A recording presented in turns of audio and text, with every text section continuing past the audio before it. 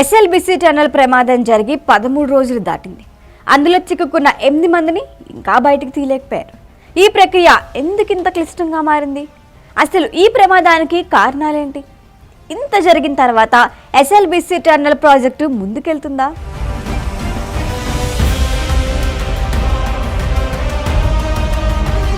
SLBC టన్నల్కు శ్రీశైలం నుంచి inlet ఉంది, దిండి నుంచి అవుట్లెట్ ఉంది. మొత్తం 44 కిలోమీటర్ల పొడవు, 14వ కిలోమీటర్ వరకు త్రవ్వకం జరిగిన తర్వాత వాళ్ళకక్కడ బురద మట్టి తగిలింది.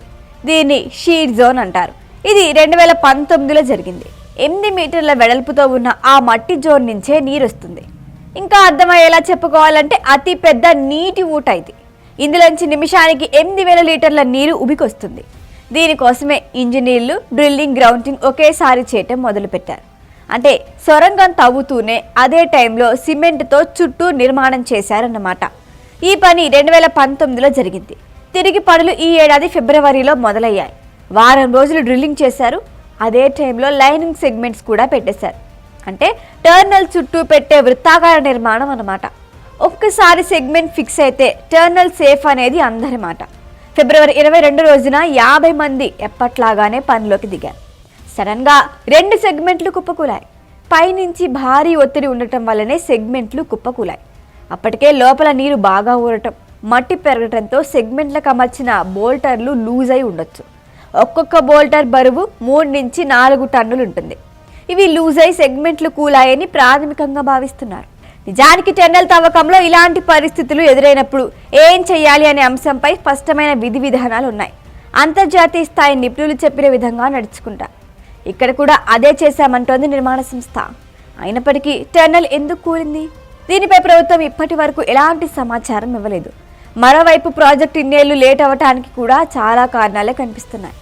ఒక దశలో కృష్ణానదికి వరదలు రాగా ఎన్నోసార్లు బేరింగ్ ఫెయిల్ అవ్వటాన్ని సాకుగా చూపించారు. టన్నల్ బోరింగ్ మెషిన్లో బేరింగ్ కీలకం. ఇది ఒకసారి పాడైతే కొత్తది వేయటానికి 25 కోట్ల రూపాయలు ఖర్చు అవుతుంది.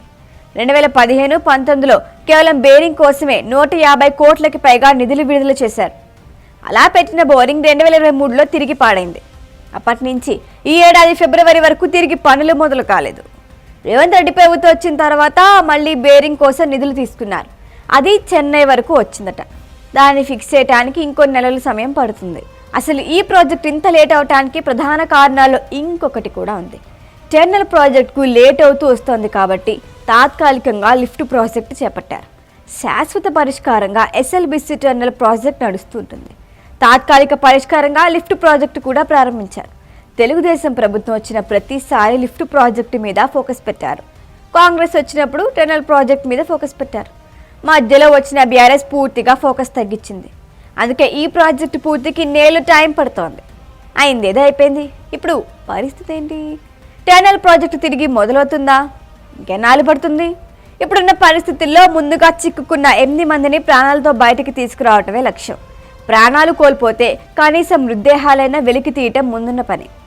ఈ పని పూర్తయిన తర్వాతే టన్నల్ కూలటానికి ప్రధాన కారణాలేంటో కనుక్కోవాలి. ఆ తర్వాతనే తిరిగి పని ప్రారంభించాలి. అంతర్జాతీయ నిపుణుల పర్యవేక్షణలో పనులు కొనసాగాలి. ఇంకా 9.5 కిలోమీటర్ల పని మిగిలింది. రాబోయే రోజుల్లో ఇలాంటి ప్రమాదాలు వస్తే వెంటనే ఏం చేయాలి అనే ప్లాన్ ఉండాలి. ఎస్ఎల్బిసి టన్నల్ ప్రాజెక్టు 25 ఏళ్లుగా నడుస్తోంది. ఇప్పటి వరకు 3000 కోట్ల రూపాయలు ఖర్చు చేశారు. 1 ఎకరానికి నీరివ్వలేదు. దిండి లిఫ్ట్ ప్రాజెక్టు 10 ఏళ్లుగా నడుస్తోంది. దానికో 3000 కోట్లు ఖర్చు చేశారు. దీని ద్వారా కూడా 1 ఎకరానికి కూడా నీరివ్వలేదు. పాలమూరు రంగారెడ్డి ప్రాజెక్టు కూడా 10 ఏళ్లుగా నడుస్తోంది. 20,000 కోట్లు ఖర్చు చేశారు. 1 ఎకరానికి నీరివ్వలేదు. ఇంత ప్రజాధనం ఖర్చు చేసే ఉపయోగం ఏంటి? ప్రాజెక్టులకి ప్రత్యామ్నాయమే లేదా? అద్భుతమైన ఆల్టర్నేటివ్ ఉందంటున్నారు తెలంగాణ రిటైర్డ్ ఇంజనీర్స్ అసోసియేషన్.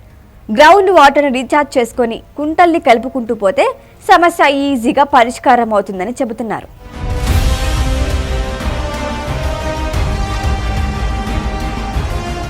ఈ వీడియో కనుక మీకు నచ్చినట్టయితే లైక్ చేయండి, షేర్ చేయండి, సబ్స్క్రైబ్ చేయండి. అలాగే పక్కనే ఉన్న బెల్ ఐకాన్ని క్లిక్ చేయండి.